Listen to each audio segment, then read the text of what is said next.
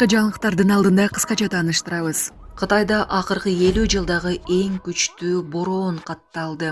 Ошто 38 жаштагы аялды өз үйүндө монтуп өлтүрүп кеткен. Бишкекте 3 айда автобустар катышкан 158 жол кырсыгы катталды. Орусияда мигранттар сабап алган дагы бир тасма тарады. Ушулар жана башка кабарлар. Видеого лайк басып, каналга каттала кетиңиздер. Соц тармакта Орусиянын коопсуздук күчтөрү мигранттарга карата физикалык зомбулук көрсөткөн дагы бир тасма тарады. Бул тасманы журналист Семетей Аманбеков Facebook баракчасына жарыялады. Малым болгондой, видеодо сабалган мигранттардын басымдуу бөлүгү Борбор Азиядан барган. Анын ичинде Кыргызстандын жарандары да бар. Булак Арча медиа. Орусиядагы биздин мекендештерге болгон мамилени дагы көрдүңүздөр. Ализа Карпбек мына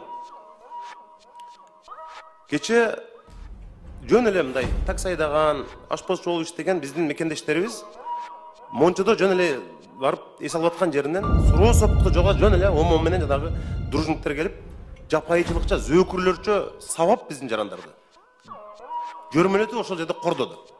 Мына азаттыкка чыккан биздин жарандардын интервьюларын да окуп чыктым азыр мен.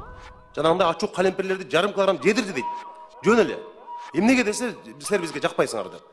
Эмне бул стратегиялык өнөктөш союздашпыз деп Евразияда отурабыз биздин жарандарды аябай мындай жапайыларча кордоп атпайбы?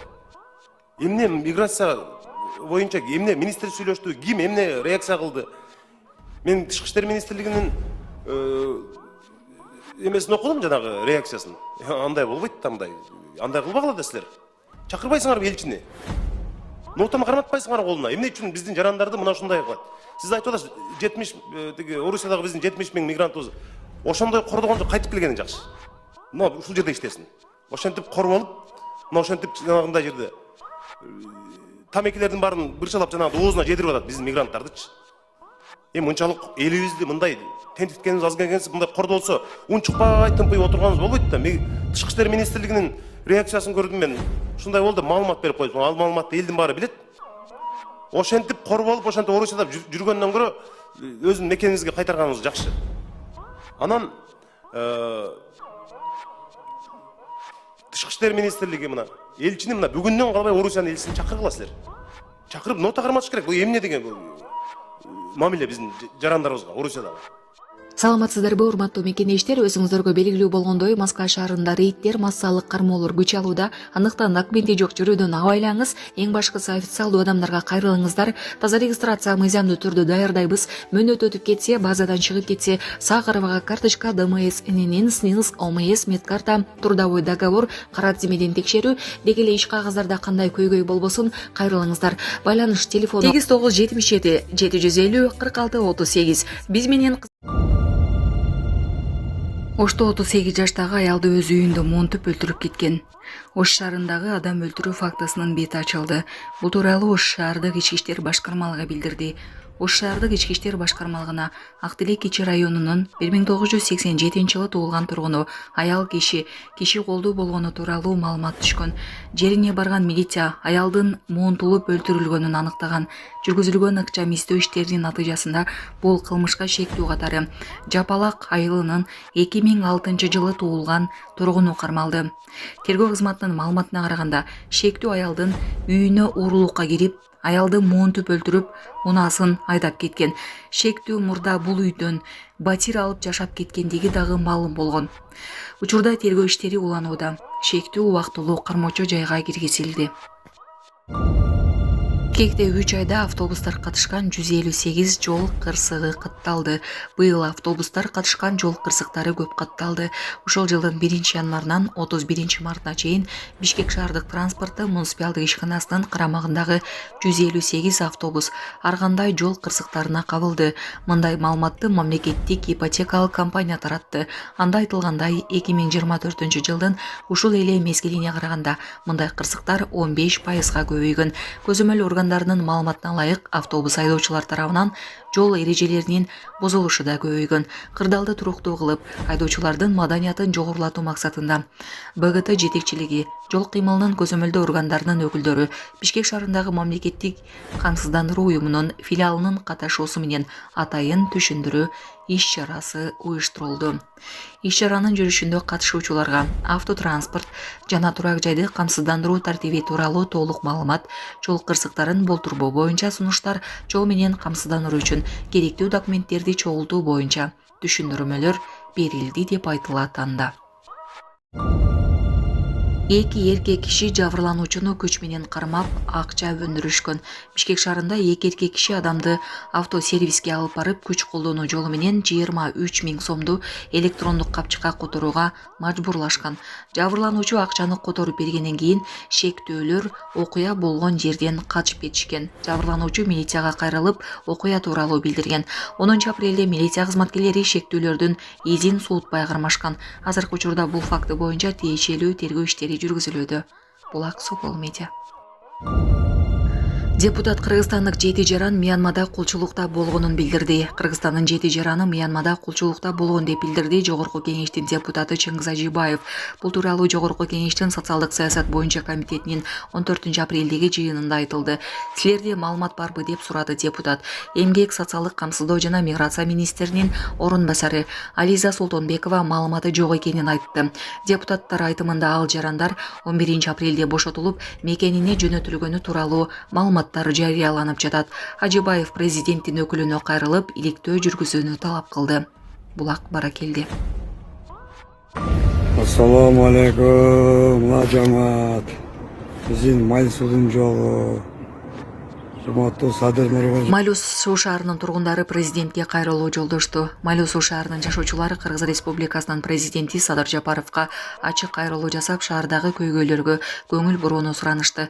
Тургундардын айтымында Майлуу сууда жолдордун абалы өтө начар, айрыкча Кыпчак тал аймагынан тартып, шаар четине чейин көпчүлүк көчөлөр оңдоп түзөөгө муктаж. Жергиликтүү элдин айтымында жүргүнчүлөр жана айдоочулар күн сайын кыйналып, коопсуздугуна коркунуч жаралат. Мындан сырткары шаарда суу, электр жана газ маселелери да курч бойдон калууда.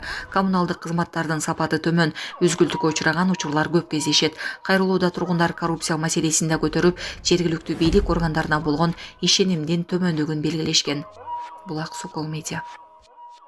Ассаламу алейкум, урматтуу кыргыз элим, Кубанычбек кызы кымбат. Уулум Мухаммад ошо жол кырсыгына кабылып, башынан удар алган.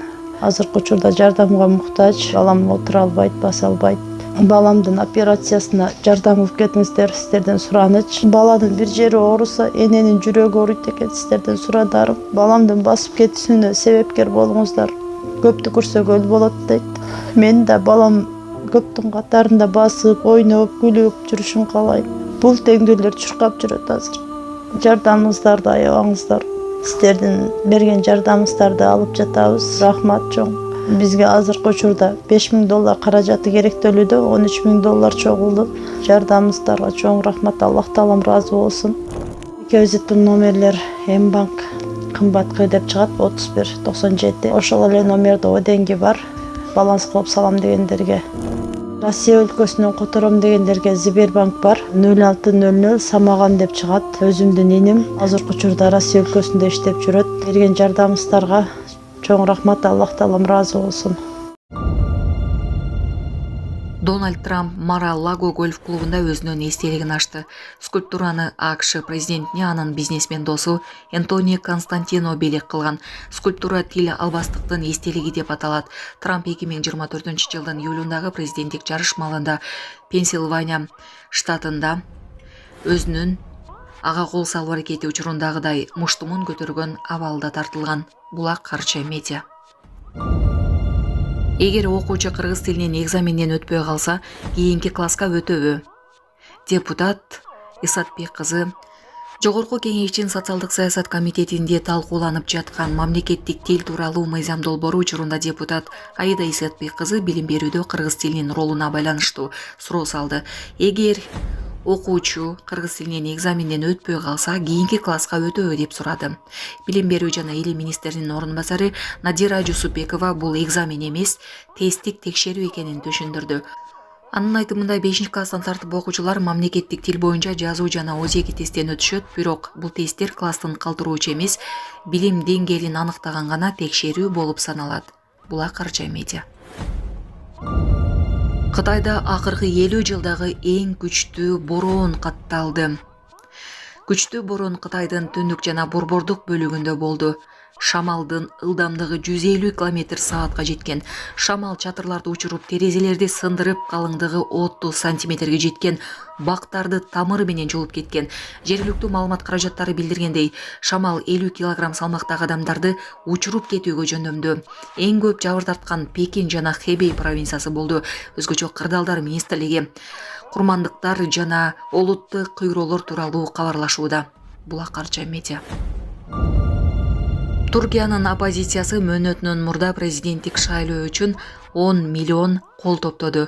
Туркиянын оппозициясы мөөнөтүнөн мурда президенттик шайлоо үчүн 10 миллион кол топтоду.